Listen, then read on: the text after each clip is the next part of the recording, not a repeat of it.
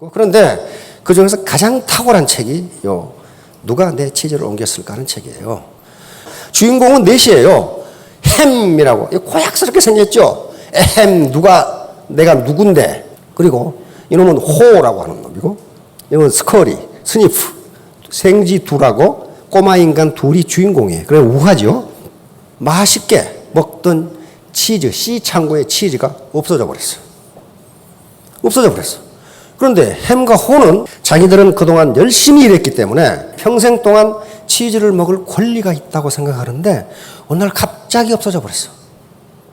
없어지자 스커리와 스니프는, 치즈가 없어지니까 스커리와 스니프는 즉각 새로운 창고를 찾아서 떠났어. 근데 두 사람은 내가 평생 얼마나 열심히 뼈 빠지게 일했는데 어떤 녀석이 이 치즈를 없애느냐 말이야. 나는 이 문제를 끝까지 두고 보겠다. 어떤 놈이 갖다 놓을 때까지 기다리겠다. 호도 그러다가 어떤 놈이 안 갖다 놓거든. 호는 새로운 치즈를 찾아 떠납니다. 결국 호가 떠나고 보니까 C 창고보다 더 맛있고 풍부한 치즈 창고, N 창고를 발견하게 됩니다. 그게 이 스토리의 전부예요. 자, 여기서 치즈가 의미하는 바는 뭐예요? 치즈가 의미하는 바는 내가 얻고자 하는 것. 소득, 지위, 애인, 집, 자동차. 다시 말하면 이 치즈를 옮긴 것은 정부도 누구도 아닙니다. 메가 트렌드라고 하는 문명의 흐름이에요. 문명의 흐름. 전에는 농사만 지어도 부자로 살았는데 지금은 그것이 되지 않는다예요. 다시 말하면 시대의 흐름, 문명의 흐름이에요. 그러니까 여기서 어떻게 하라는 것이냐? 세상을 보는 눈을 바꾸라는 거예요.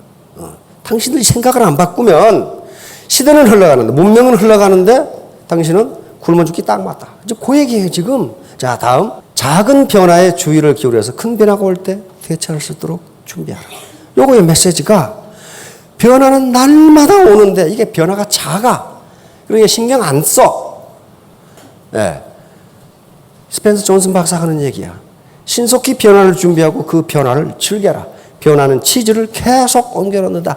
당신이 달성하고자 하는 목표는 거기에 있지 않다예요. 시대의 변화에 따라서 메가 트렌드라고 하죠. 대흐름이에요. 자, 다음.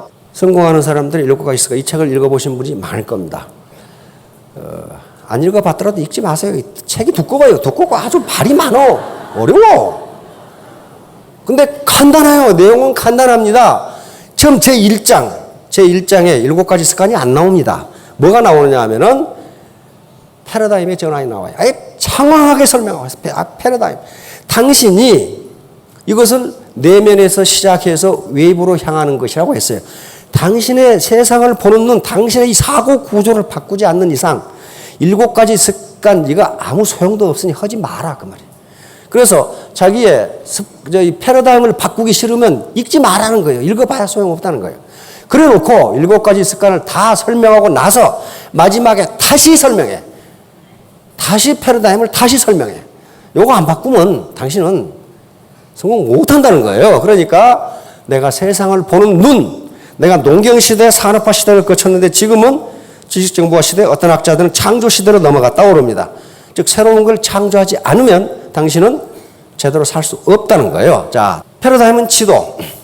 만약에 여러분들이 지금 부산 지도를 가지고 서울에서 집을 찾는다면 어떻게 되겠느냐는 거예요. 그 패러다임이라는 게 정확한 지도를 갖는 거예요. 서울에서 집을 찾으려면 서울 지도를 가져야 돼요. 부산에서 집을 찾으려면 부산 지도를 가져야 돼. 근데 만약에 지도가 잘못해서, 자기가 잘못 생각했어. 설악산하고 지리산을 바꿔 생각했어. 지리산은 저쪽에 있고 설악산은 저쪽에 있죠. 그러면 스티븐 코비는 뭐라고 얘기했냐면 당신이 노력을 하면 할수록 당신은 목표에서 점점 멀어진다. 그러죠? 구멍가게를 하면 할수록 손해를 봐. 이게 패러다임이 다른 거예요. 그러니까 지리산을 설악산으로 잘못 알고 있어. 그러니까 지리산에 간다면서 강원도로 가. 그러면 부지런하게 갈수록 지리산에서 멀어져. 그렇죠? 이놈의 장사를 하면 할수록 손해가 나. 요 얘기예요, 지금. 요것은 타조가 사자나 표범 등 포식 동물이 나타나면 대가리를 모래에다 박고 나 없다 그런데요. 이것은 뭐냐면은 지금 세상이 문명 패러다임이 바뀌고 있는데 그게 두려우니까 바뀌긴 뭐 바뀌어. 이러고 있는 거야 말이야. 이건 19세기와 20세기 초에 과학자들이 엄청나게 실험을 했습니다. 개구리처럼 삼켜 죽지 말라고 계속 경고하는 거예요. 개구리를 뜨거운 물에 넣으면 어마뜨거하고 팍 튀어나온답니다. 그런데 찬물에다 넣어서 살살 가열을 해. 그러면 따뜻하게 좋죠. 이렇게 느긋하게 자빠졌다가 삼겨 죽는다 그런 말이에요. 다시 말하면 시대의 흐름이 굉장히 느린 것처럼 보이니까 술술 그냥 즐기다가 삼겨 죽는다. 이걸 개구리 삶기, 프로그 보일링이라고 하는 겁니다. 그런데 요즘 과학자들이 그렇다 안 그렇다 논란이 많아요. 그런데 이건 우화로 맞는 겁니다. 그리고 실제로 19세기 말에 실험을 했어요. 도대체 개구리가 몇 도씩 1시간에 몇 도 올라갈 때 튀어나가지 않는가를 실험을 해서 해봤더니 실제로 삼겨 죽는다 그런 말이에요. 변화가 서서히 일어나면 삼겨 죽는다. 자, 그래서 시대의 변화에 둔감하고 있다 삼겨 죽지 말라는 게 요 우화입니다. 슬리퍼리 슬로프 아규먼트, 미끄러운 비탈길 논증. 자, 보세요. 요놈이 A가 있어요. 그런데 뭐 괜찮네 뭐. 조금 더 앞으로 와봐. 뭐 괜찮네 뭐. 그러다가 어느 순간에 밑으로 나가 떨어진다는 거예요. 다시 말하면 서서히 오는 변화인데 어느 순간에는 재앙을 만날 수가 있다. 여기까지는 괜찮죠? 여기 떨어진단 말이에요. 그러니까 변화에 둔감하지 말라는 거예요. 시대의 흐름을 역행하지 말라는 거예요. 자, 이분이 지금 아놀드 토인비라고 하는 영국의 역사학자예요. 역사학자인데 이분은 바로 창조적 소수가 문명을 이끌어간다고 이야기합니다. 그리고 도전과 응전 얘기를 해요. 반드시 인간은 밖에서 무슨 도전이 있을 때 거기에 응전하면 발전한다. 이건 한 문명을 두고 한 얘기입니다. 근데 개인에게도 마찬가지예요. 누군가가 외부 도전이 없으면 발전을 할 수 없다는 거예요. 이 다단계, 지금 인상이 더러워가지고 도전을 많이 해. 완전히 그 도둑놈 취급을 한다든가 사기꾼 취급을 당한다든가 그런 거 할 거예요. 이게 도전이에요. 그 도전을 이겨내면 발전한다는 거예요. 자, 근데 아놀드 토인비 박사가 이 연설을 많이 했는데 자꾸 사람들이 물어 도전과 응전이 뭡니까? 그래서 아놀드 토인비 박사가 설명한 게 이 청어와 물메기예요. 영국 국민들이 가장 좋아하는 생선이 청어랍니다. 청어인데 저기 북해에서 청어를 잡아서 런던까지 오면 다 죽어버린대. 살아있는 청어가 죽은 청어의 값이 2배, 3배가 된대요.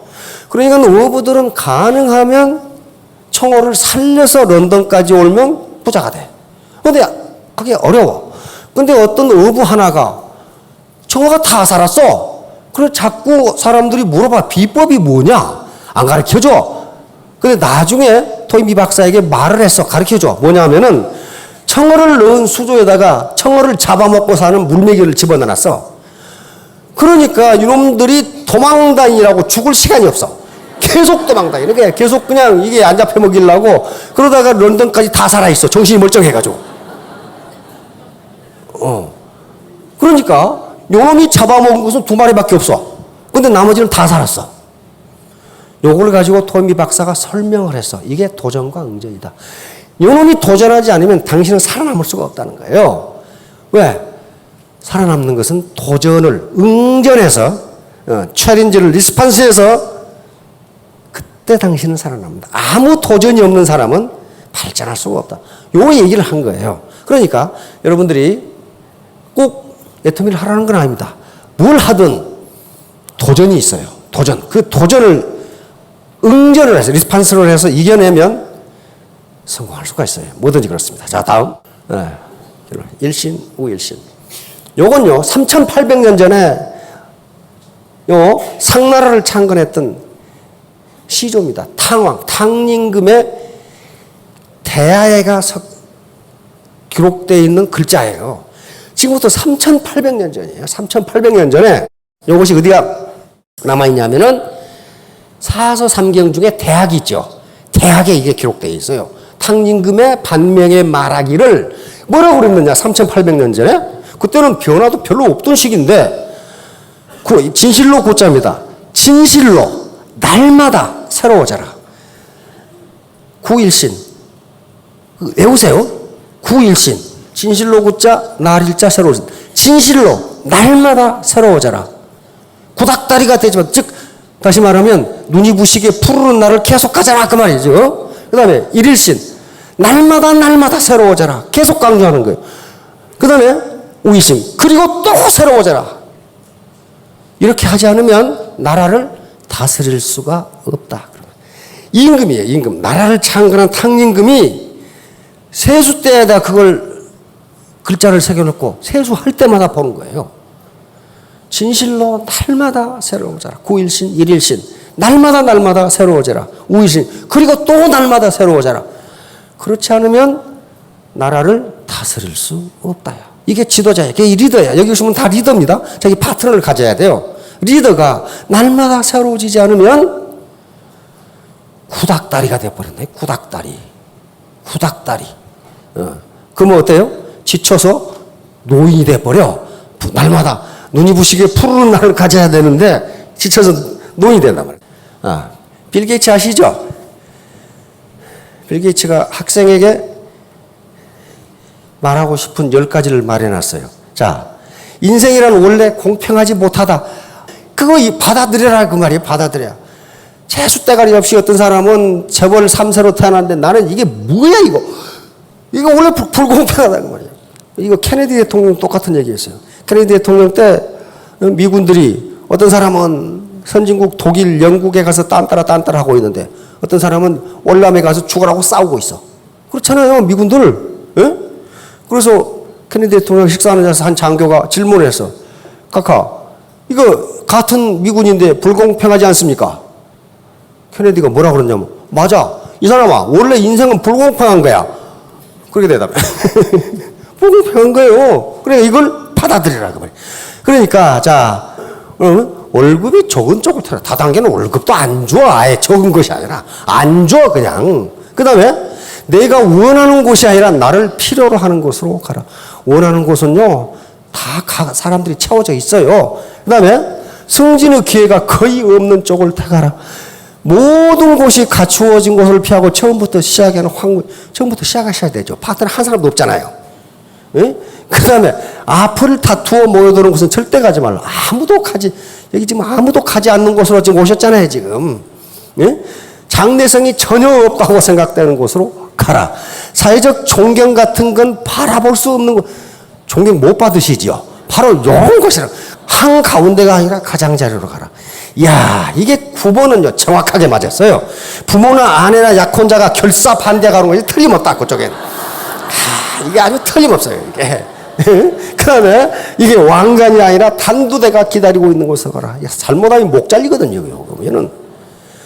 다시 말하면, 어떤 시스템이 이미 갖추어져 있는 곳은 당신이 할 일이 없다예요.